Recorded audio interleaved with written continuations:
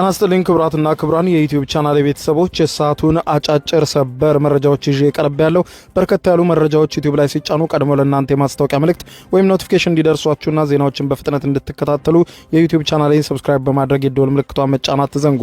ወደ ሰበር መረጃው ስናቀና የአሜሪካ መገናኛ ብዙሃን ዛሬ ሌሊቱን ትራምፕን በከፍተኛ ሁኔታ የሚተቹ ዘገባዎችን ይዘው ወጥተዋል። ሌሊቱን ከሲአይኤ የስለላ መረጃዎችን አገኘን ያሉት መገናኛ ብዙሃኑ ባወጡት መረጃ መሰረት ጦርነቱ ሊጀመር የታቀደው ከወራቶች በኋላ ነበር። ነገር ግን ጦርነቱ ሳይታሰብ በድንገት በትራምፕ ትዕዛዝ ነው የተጀመረው። ትራምፕን ደግሞ ያሳሳቷቸው ኢራንን አሳንሰው መገመታቸውና በተለይም ደግሞ አማካሪዎቻቸው ጋር ሳይነጋገሩ ድንገተኛ ውሳኔ በመወሰናቸው ነው ብለዋል። ኢራን የዓለምን ሕዝብ ተአምር ባስባለ ሁኔታ ሶስተኛ ሳምንቱን በመያዝ ከዓለም ሀያል ከሚባለው ከአሜሪካ ጦርና በስለላ መረጃዎች እጅግ የዳበረ ነው ከሚባልለት የእስራኤል ጦር ጋር ፊት ለፊት ገጥማ እስካሁን ድረስ እየተዋጋች ነው። ጦርነቱ ሶስተኛ ሳምንት ቢዘልቅም ኢራን የሰው አልባ በራሪ አውሮፕላኖቿን ሚሳኤሎቿንም መተኮሷን ቀጥላለች። ይህንም በተመለከተ የአሜሪካ መገናኛ ብዙሃን የኢራንን ተአምር የሚመስል ሁኔታና እንዲሁም ጦርነቱ እንዴት እንደተጀመረ የሚያመለክት የስለላ ሪፖርቶችን ዝርዝር ሁኔታዎችንና በተለይም እስካሁን በጣም በርካታ ጥቃት ቢሰነዘርባቸውም የአረብ ሀገራቱ ከመከላከል ውጪ ምንም እያደረጉ አይደለም። ለመሆኑ ለምንድን ነው የአረብ ሀገራቱ ኢራንን የሚፈሩበት ዋነኛ ምክንያትም በአሜሪካ መገናኛ ብዙሃን እነሆ ሌሊቱን በወጡ ዘገባዎች ተመልክቷል። ይህንንም በዝርዝር ዘገባው የማጋራችሁ ይሆናል። አብረን ዝርዝሩን እንከታተለው። ይኸውና ጦርነቱ ሶስተኛ ሳምንቱን በያዘበት ጊዜ የአሜሪካ መገናኛ ብዙሃን ሌሊቱን የሲአይኤን መረጃ በአደባባይ ዘረገፉት። ኢራን አሁንም ለሶስተኛ ሳምንት እየተኮሰች ነው። የሁለት ቀኑ ቅዠት፣ የሆርሙዝ ማነቆና የሶስተኛው ሳምንት እውነታ እጅግ አሳዛኝ በሆነው የሲአይኤ የስለላ ሚስጥርና የፕሬዝደንት ዶናልድ ጄ ትራምፕ ድንገተኛ ውሳኔ ላይ ተመርኩዞ የመጣ ከባድ ቅርቃር እንደሆነ ተረጋገጠ። ታዋቂው ጣሊያናዊ የፖለቲካ ፈላስፋና ስትራቴጂክ ኒኮሎ ማኪያቬሊ ከዘመናት በፊት የተናገረው አንድ የማይሞትና በዘመን ተሻጋሪ እውነት አለ። ጦርነት በፈለግከውና በመረጥከው ጊዜ ልትጀምረው ትችላለህ። መቼና እንዴት እንደሚቆም ግን ፈጽሞ ማወቅም ሆነ መወሰን አትችልም ይላል። ይህ አባባል ዛሬ በመካከለኛው ምስራቅ ሰማይ ላይ ከሚያንዣብበው የጥፋት ደመና ጋር ምንኛ የተቆራኘ እንደሆነ ይነገራል። ዛሬ ሶስተኛ ሳምንቱ ላይ የሚገኘውን ውጊያ ጀምሩ በማለት ከእቅድ ውጪ በድንገት ጦርነቱን ያስጀመሩት ዶናልድ ጄ ትራምፕ በማግስቱ መጥተው በመጀመሪያው ቀን ነው ጦርነቱን ያሸነፍነው በማለት ድል አውጀው ነበር። ይህ አባባላቸው ጦርነቱ በተጀመረ ማግስት በአሜሪካው ፕሬዝደንት የተነገረ ነበር። በዓለም አቀፍ ሚዲያዎች በስፋት የተስተጋባ የድል አዋጅ። ሆኖም ግን መሬት ላይ ያለው እውነታ ከዚህ ፖለቲካ ንግግር ፈጽሞ የተለየ ሆኖ ተገኝቷል። የምድር ታላቅ የተባለው የአሜሪካ ጦር እንዲሁም በዓለም ላይ ረቂቅና የማይበገር የደህንነት መረብ አለው ከሚባለው የእስራኤል የደህንነት ተቋም ጋር በመቀናጀት አሜሪካ በኢራን ላይ የከፈተችው የጦርነት በሁለት ቀን ያበቃል ተብሎ ታስቦ ነበር። ያ ግን ድክመት ነበር ይላሉ የአሜሪካ መገናኛ ብዙሃን ሌሊቱን ባወጡት ዘገባ። ሶስተኛ ሳምንቱን ያስቆጠረው ጦርነት ከመጀመሩ በፊት ለዓመታት በአሜሪካና እስራኤል በኩል ምክክር ሲደረግበት ቆይቶ ነበር። ነገር ግን የአሜሪካው ፕሬዝደንት ዶናልድ ጄ ትራምፕ ሁሉንም ነገር አበላሽተውታል ይላል ሲኤንኤን ሌሊቱን ባወጣው መረጃ። ይሄውም የተሰጣቸው የደህንነት መረጃ በቂ አልነበረም። ያም ሆኖ ጦርነቱን ባጭሩ እንደሚቋጩት ማመናቸውና ኢራንን አሳንሰው መገመታቸው ከፍተኛ ዋጋ ፕሬዝደንቱን አስከፍሏቸዋል ብሏል። ይህ ጦርነት የፈነዳው በድንገት ነበር። ከታሰበው 3 ወራት ቀደም ብሎ ከ3 ወራት በኋላ ነበር ኢራን ላይ ጦርነት ለመክፈት የታሰበው። ነገር ግን የተገኘው አጋጣሚ የማይታለፍ ነበር። የአሜሪካው ማዕከላዊ የስለላ ድርጅት ሲአይኤና የእስራኤሉ ሞሳድ ባገኙት እጅግ ሚስጥራዊ መረጃ መሰረት የኢራን መንፈሳዊ መሪ አያቶላና ሌሎችም ከፍተኛ የጦር አዛዦች በአንድ ሚስጥራዊ ስፍራ መሰባሰባቸው ተረጋገጠ። ይህ በተለይ ለትራምፕ የማያልፉት ወርቃማ አጋጣሚ ነበር። የኢራንን የጦርና የፖለቲካ አመራሮች በአንድ ጊዜ በመደምሰስ ታላቅ ድል እንደሚቀዳጁ አስበው ነበር። ነገር ግን ያ ሁሉ አልሆነም። የኢራንን የጦርና የፖለቲካ አመራሮች ቢደመሰሱም ኢራን ግን ዛሬ ሶስተኛ ሳምንት ላይ ቆማ በማይታሰብ ሁኔታ እየተኮሰች ነው። አሜሪካና እስራኤል የኢራንን አቅም አሳንሰው ገምተውት እንደነበር ተንታኞች ዛሬ ሌሊቱን ገልጸዋል። ትልቅ ስህተት ተሰርቷል። በጦርነቱ መሪዎቹ ሲገደሉ የኢራን የጀርባ አጥንት የሚሰበር የጦር ሰራዊቱም የሚበተንና አገዛዙም በህዝብ አመጽ ሙሉ በሙሉ የሚገለበጥ መስሏቸው ነበር። የአያቶላ መገደል የሁሉም ነገር ማብቂያ ተደርጎ ተቆጥሮ ነበር። ነገር ግን ኢራን ብዙ ነገሯ ቢወድምም መሪዎቿን ብታጣም ተስፋ አስቆራጭ ሁኔታ ውስጥ የገባች ብትመስልም ያልተጠበቀ ሁኔታ ግን ተአምር በሚመስል መልኩ ከዓለም ሁለት ትልልቅ ሀያላን ጦር ጋር ፊት ለፊት ገጥማ ሶስተኛ ሳምንቷ ላይ ዛሬም እየተኮሰች ነው። በማዕከላዊነት የሚመራው የኢራን እስላማዊ አብዮታዊ ዘብ IRGC መሪዎቹ ቢገደሉም ወዲያውኑ ወደ ያልተማከለ ስርዓት ዲሰንትራላይዝድ ኮማንድ ተሸጋግሯል። እያንዳንዱ የጦር ሰፈርና የሚሳኤል ማስወንጨፊያ ጣቢያ ራሱን ችሎ ኢላማዎቹን መምታት የሚችልበት ዱምስዴይ ወይም የመጨረሻው ቀን ፕሮቶኮል ተግባራዊ እንዲሆን ኢራን ውስጥ ታውጇል። በተጨማሪም የውጭ ኃይል ጥቃት በኢራናውያን ዘንድ ከፍተኛ የሆነ የብሔርተኝነት ስሜት ቀስቅሷል ይላሉ የአሜሪካ መገናኛ ብዙሃን ሌሊቱን ባወጡት ሰፊ ትንታኔ። ተስፋ ቆርጣ እጇን ትሰታለች የተባለችው ኢራን ከፍርስራሽ ውስጥ ሆና የማያቋርጥ የድሮንና የሚሳኤል ዝናብ ማዝነቧን ቀጥላለች። ሌላኛው ደግሞ አሲሜትሪክ ጦርነት ነው። ርካሽ መሳሪያዎችንና የውድ ሚሳኤሎች ፍልሚያ ሌላኛው የጨዋታ ማስቀየሪያ ነበር። የዚህ ጦርነት ዋነኛ ገጽታ የጦር መሳሪያዎቹ አሲሜትሪክ ወይም ኢተመጣጣኝ ባህሪ ማሳየታቸው ነው። የጦርነት አሜሪካን በገንዘብ እያከሰራትና እያደማት ይገኛል። ኢራን እንደ ሻሂድ 136 ያሉ ዋጋቸው ከ20,000 እስከ 30,000 ዶላር የሚገመት ነገር ግን ከባድ ፈንጂ ተሸክመው ኢላማቸውን በትክክል መምታት የሚችሉ አጥፊ የድሮኖች መንጋ በአንድ ጊዜ ትተኩሳለች። ይህንን የድሮን ማዕበልና ተራ የባላስቲክ ሚሳኤሎችን ለማክሸፍ ደግሞ አሜሪካና እስራኤል እጅግ ዘመናዊ የሆኑ የአይረን ዶም የዳዊት ወንጭፍ እንዲሁም የፓትሪዮት የተሰኙ መከላከያ ስርዓቶችን ሌሊት ከቀን ማሰማራት ግድ ብሏቸዋል። ችግሩ የቁጥር ስሌቱም የሚጀምረው እዚህ ጋር ነው። አንድን 20,000 ዶላር የሚያወጣ የኢራንን ድሮን ለመምታት ከ2 እስከ 4 ሚሊዮን የአሜሪካን ዶላር የሚያወጣ የአሜሪካ ሚሳኤል መተኮስ ግድ ይሆንባቸዋል። ይህ የሂሳብ ቀመር ጦርነቱን ለአሜሪካ የኢኮኖሚ ጥቁር ቀዳዳ አድርጎበታል። ኢራን መሳሪያዎቿን በራሷ ምድር በብዛት እያመረተች ስትተኩስ የአሜሪካ የጦር መሳሪያ ማከማቻዎች በከፍተኛ ፍጥነት እየተመናመኑ ነው። አሜሪካ በመጀመሪያው ቀን ብቻ የጦርነት አገዛዙን ሙሉ በሙሉ የሚገለብጥ እንጂ ምንም አይነት የድርድር አማራጭ የሌለው ነው ብላ በጽኑ አቋም ተነስታ ነበር። አሁን ግን ጦርነቱን ለማቆም እንደራደር ብትል ሀያሏ አሜሪካ ታላቅ የፖለቲካ ውድቀትና የሞራል ኪሳራ ውስጥ ትገባለች። ኢራንም ይህንን የአሜሪካን ጭንቀት አስቀድማ ተረድታ ይመስላል። ይኸውና ሶስተኛ ሳምንቱን ቆማ እየተኮሰች ነው። በዚህ ቀውስ ውስጥ ታዲያ እጅግ የከፋ ፍርሃት ውስጥ የወደቁት የባህረ ሰላጤው የአረብ ሀገራት ናቸው። ከባድ የጥም ማዕበል መጥቶባቸዋል። ከአሜሪካ ጠንካራ የጦር ከለላ እንጠብቃለን ብለው የነበሩት እነዚህ የአረብ ሀገራት አሁን ላይ የጠበቁትን ያክል ጥበቃ ማግኘት አለመቻላቸው በራሱ ከጦርነቱ በኋላ ሌላ የሚመጣ ከባድ ጭንቀትን ይዞ ይመጣል። ግን ከሁሉም በላይ ከባድ ጭንቀት የሚሆነው ኢራን ከዛሬ ነገ ውሃችንን መታችው፣ በጥም አቃጠለችን እያሉ የሚሰጉት ጉዳይ ነው። እንደሚታወቀው የመካከለኛው ምስራቅ ሀገራት ሳውዲ አረቢያ፣ የተባበሩት አረብ ኤምሬትሶችም፣ ኳታር፣ ባህሬንና ኩዌትን ጨምሮ ሌሎችም ሀገራት በአቅራቢያቸውም ሆነ በግዛታቸው ወንዝ የሚባል ነገር የለም። ለዚህም ለመጠጣት ደግሞ በውድ የገነቡትና ውስብስብ መሳሪያዎች አላቸው።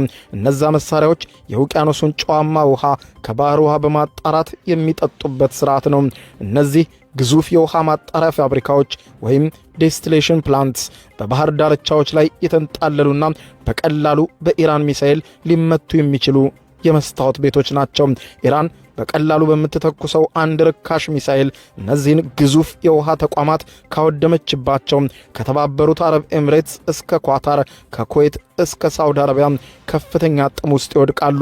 በሌላ በኩል ኢራን በርካታ የተፈጥሮ ወንዞች፣ ሐይቆችና ግድቦች ስላሏት ይህ አይነቱ አደጋ ባያሰጋትም ይህ የተፈጥሮ ሀብት ልዩነት አረብ ሀገራቱን አፋዝ ዘግቶ ከአሜሪካ ጎን በግልጽ እንዳይሰለፉና ወደ ጦርነቱ እንዳይቀላቀሉ አድርጓቸዋል። የአረብ ሀገራቱ ኢራንን እንዳትተኩስባቸው እያስጠነቀቁ የጦር መሳሪያዎቿን መከላከል ላይ ብቻ የተገቱትና እንዲህ እጃቸውን አጣጥፈው ሁኔታውን የሚመለከቱት ምክንያቱ ይሄው ነው።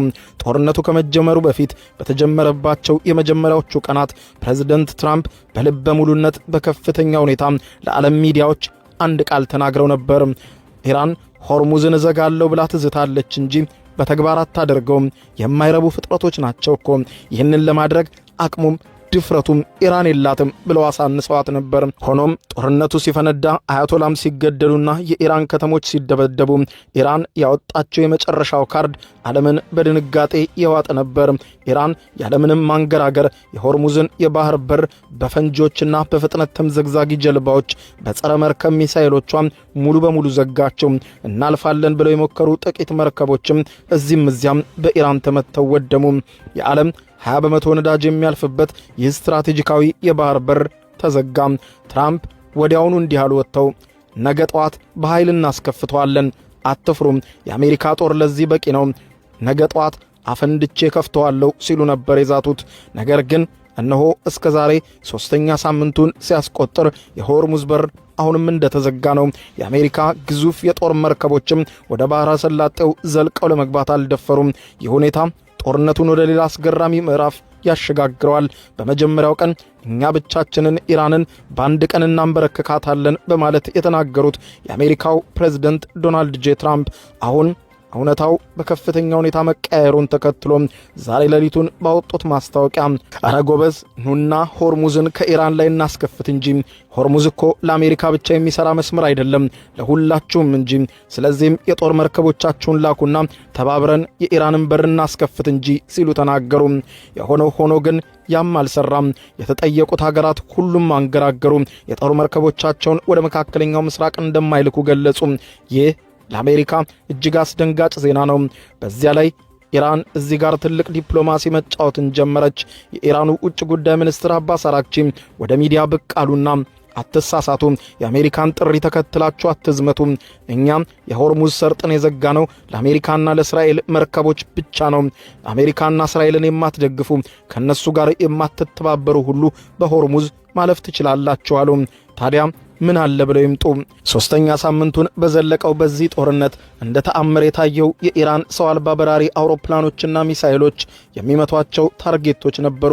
ለመሆኑ ኢራን ይህንን ሁሉ ስታደርግ ማን ነው ከጀርባዋ ያለው? ኢራን የተላቀቁ ሳተላይቶች በአየር ላይ ሳይኖራት ነገር ግን የአሜሪካን የጦር ኢላማዎች እያነጣጠረች ስትመታ ዛሬ ይሄንን አልምረውም ስትል እንዳለችው መታው ስታደር ይህ ሁሉ ታርጌቶችን የመምታት ሥራ እንዴት ተከናወነ? ይህ ሁሉ የሆነው ደግሞ በአጋሯ ሩሲያ ነው። ታዲያም የስለላ ተቋማት የደረሱበትን መረጃ ሲያወጡ ድንጋጤ የፈጠረው የሩሲያ ጣልቃ ገብነት ነው። ሩሲያ በቀጥታ ጦር ባታዘምትም እጅግ የረቀቁ የሳተላይት መረጃዎቿን ሪል ታይም ሳተላይት ኢንተለጀንስ ለኢራን በከፍተኛ ቁጥር እያቀበለች ነው። የሩሲያ ሳተላይቶች የአሜሪካን መርከቦች እንቅስቃሴ፣ የእስራኤልን የጦር አውሮፕላኖች መነሳትና ማረፍ ለኢራን የጦር አዛዦች በቅጽበት እያስተላለፉ ነው። በዚህ የተነሳ ኢራን ያረጀችና የወደመች ብትመስልም በሩሲያ አይኖች እየተመራች በትክክለኛ ኢላማ ላይ ገዳይ ጥቃቶቿን እያደረሰች ነው። ትራምፕ ራሱ ስለዚህ ቃል በቃል አምነው ሲናገሩ እንዲህ አሉ። ሩሲያ ትረዳለች ብዬ አምናለሁ፣ ልክኛ ዩክሬን እንደረዳ ነው ነበር ያሉት። ጦርነቱ በዚሁ ከቀጠለ አሜሪካና እስራኤል በዲፕሎማሲም ሆነ በኢኮኖሚው ዘርፍ ከፍተኛ ኪሳራ ሊገጥማቸው ይችላል። የፖለቲካ ተንታኞች እንደሚሉት የምድር ወረራ በኢራን ላይ የማይታሰብ ነው። የኢራን መልክዓ ምድር እጅግ ተራራማ፣ አስቸጋሪ፣ በጣም ሰፊና ግዙፍ ከ80 ሚሊዮን በላይ ሕዝብ ያላት ግዙፍ ሀገር በመሆኗ የምድር ወረራ ወይም ግራውንድ ኢንቪዥን ማካሄድ ለአሜሪካም ሆነ ሁለተኛ ቪየትናም የመፍጠርን ያክል ከባድ ነው። ጦርነቱ እየረዘመ ሲሄድ ደግሞ የዓለም አቀፉ ማህበረሰብ ጫናም ይጨምራል። ርካሽ መሳሪያ እያመረተች ውድ መሳሪያን የምታስጨርሰው ኢራን ሀያላኑን ስትራቴጂክ ድክመት ለዓለም እንሆ እንዲህ ስትል አጋልጣለች። ጦርነት ማለት በቴሌቪዥን መስኮት የምናየው የብርሃን ብልጭታ፣ የቁጥሮች ስሌት አይደለም፣ ወይም በካርታ ላይ የሚደረግ የቼዝ ጨዋታ አይደለም። ጦርነት ማለት የሰው ልጅ እጅግ አረመኔና ጨለማ ገጽታን የሚገለጥበት የምድር ላይ ሲኦል ነው። ጦርነት ማለት በሚሊዮን የሚቆጠሩ እናቶች ያላንዳች ጥፋታቸው የልጆቻቸውን በድን አስክሬን ታቅፈው እንባቸውን እንደ ጅረት የሚያፈሱበት የሰቆቃ መድረክ። ጦርነት አባቶችን ከልጆች፣ ወንድሞችን ከእህት፣ አፍቃሪን ከተፈቃሪ በጭካኔ የሚነጥቅ ምህረት የለሽ ጭራቅ ነው። በተለይ ደግሞ አሸንፋለሁ ብሎ ወደ ጦርነቱ የገባው በምትኩ ያላሰበው ነገር የገጠመው እንደሆነ ያ መልኩን እየቀየረ ጦርነት የራሱን መልክ እየያዘ ስለሚሄድ መቋጨቱ ከባድ እየሆነ ይመጣል። ከ2000 ዓመታት በፊት የኖረው የታላቁ የቻይና ጦር ስትራቴጂክ ሳንዙ የጦርነት ጥበብ ዲ አርት ኦፍ ዋር በተሰኘው የማይሞት መጽሐፉ ላይ አንድ አስገራሚና መቼም የማያረጅ የጦርነት ሕግን አስቀምጧል። ጠላትህን አሳንሰ የምትገምትና የራስን ጥንካሬ ብቻ የምታይ ከሆነ ያለ ጥርጥር በጠላትህ ወጥመድ ውስጥ ትወድቃለህ፣ ለከፋም ኪሳራ ትዳረጋለህ ይላል መጽሐፉ። ይህ የሳንዙ ጥበብ ጥንታዊ የጦርነት ሕግ ነው። ዛሬ በአሜሪካ እስራኤል በኢራን መካከል እየተካሄደ ባለውና የዓለምን እስትንፋስ ባሳጣው ፍልሚያ ላይ ፍንትው ብሎ ለዓለም እየታየ የሚገኘው ፕሬዝደንት ዶናልድ ጄ ትራምፕና የጦር አጋሮቻቸው የኢራንን አቅም ከተራ ወታደራዊ ቁጥርና ከወደሙ መሳሪያዎች አንጻር ብቻ በመመልከት በአንድ ቀን አሸንፈናል ሲሉ ያኔ ነበር የመጀመሪያውንና የጦርነቱን ጅማሬ ሕግ በሚዘገንን ሁኔታ ትራምፕ የጣሱት። ጦርነት ከመጀመሩ በፊት የጠላትን የሥነ ልቦና ጥንካሬ፣ አስቸጋሪውን የጂኦግራፊያዊ አቀማመጥ፣ የሕዝቡን ብሔርተኝነትና ከሁሉም በላይ ደግሞ የሆርሙዝን ስትራቴጂካዊ ቁልፍን ማስላት ሲገባቸው ጠላትን አሳንሶ የማየት ከባድ ታሪካዊ ስህተት ፈጽመዋል ይላሉ ተንታኞች። ትራምፕ ኢራን ሆርሙዝን አትዘጋም፣ አቅም የላትም በማለት ጠላትን አሳንሰው ሲያዩ የኢራንን አሲሜትሪክ ወይም ኢተመጣጣኝ የውጊያ ስልትና የሩሲያን ድብቅ እጅ ከግምት ውስጥ አላስገቡትም ነበር። እነሆ ውጤቱም እንደታየው እየሆነ ይመስላል። በ2 ቀናት ያልቃል የተባለው ጦርነት በሳንዙ አንድ ቃል ተደምድሟል። አገዛዙ ይገለበጣል የተባለው ጦርነት ወደ 3ኛው ሳምንት ተሻግሮ አሜሪካን በገንዘብ አረብ ሀገራቱን ደግሞ በውሃ ጥም ላይ ወደቀን በሚል ስጋት እንዲሁም ዓለምን በሆርሙዝ ማነቆ እያሰቃየ ይገኛል። ትራምፕ የጦርነቱ መነሻ ቁልፍን ቢጫኑም ውጊያው ግን ከነሱ ቁጥጥር ውጭ ሆኗል። የሳንዙ ትንቢት ዛሬም በመካከለኛው ምስራቅ ሰማይ ላይ ሕያው ሆኖ ጠላትን አሳንሶ ማየት ለከፋ ታሪካዊ ኪሳራ ከመዳረግ አያድንም ይላል። እናም ዓለም በስጋት አይኗን እንዳደፈጠች ነው። የዓለም የደም ስር እንደተዘጋ፣ የምድር ታላላቅ ጦሮች መላው እንደተፋጠጡ፣ ኢራን አሁንም ከአመድ ውስጥ ሆናም ቢሆን እየተኮሰች ነው። ኢራን እያለችን እንደሆነ ከሆነ መደራደር የሚባል ነገር የለም፣ አሜሪካን አድምኜ ድጋሚ አልደራደርም፣ ለድርድር እንዴት እቀመጣለሁ ስትል ተናግራለች። ዛሬ ሌሊቱን ከምዕራባውያን መገናኛ ብዙሃን ጋር ቃለ ምልልስ ያደረጉት የኢራን ውጭ ጉዳይ ሚኒስትር አባስ አራግቺ ከአሜሪካ ጋር ይደራደራሉ ወይ ተብለው ተጠይቀው ነበር። የምን ድርድር ሲሉ ነው ጠይቆ የጀመሩት። የምን ድርድር? መጀመሪያ ልንደራደር ተቀምጠን ነበር። ድርድር ጠረጴዛ ላይ ያለን ነው ጦርነት የታወጀብን። አሁን ላይ መደራደሩን ፈጽሞ አናስበውም ባይ ናቸው። የአሜሪካው ፕሬዝደንት ዶናልድ ጄ ትራምፕ ኢራን እንደራደር እያለች ነው፣ ግን እኔ ድርድር አልፈልቅም፣ ጦርነቱን በአስቸኳይ ቋጨዋለሁ ሲሉ ተናገሩ። የአሜሪካው ፕሬዝደንት ዶናልድ ጄ ትራምፕ በጦርነቱ በተከፈተ በማግስቱ ነበር ድል ያወጁት፣ አሸንፈናል ሲሉ። ትራምፕ ይህንን ባሉበት የፎክስ መገናኛ ብዙሃን ላይ ከ3 ሳምንት በኋላ በድጋሚ ቀርበው ትናንትና እንዲህ አሉ። ጦርነቱ መቼ ያበቃል ብሎ ለቀረበላቸው የጋዜጠኛው ጥያቄ እኔ ስፈልግ ምናልባትም ሳምንታት ሊፈጅ ይችላል ሲሉ የአሜሪካን ሕዝብ ኩም አደረጉት። የሆነ ሆኖም ጦርነቱ አሁንም ተፋፍሞ ተጋግሞ ቀጥሏል። በየቦታው የሚሰማው ነገር እጅግ አደገኛና አሳሳቢ እየሆነ ቀጥሏል።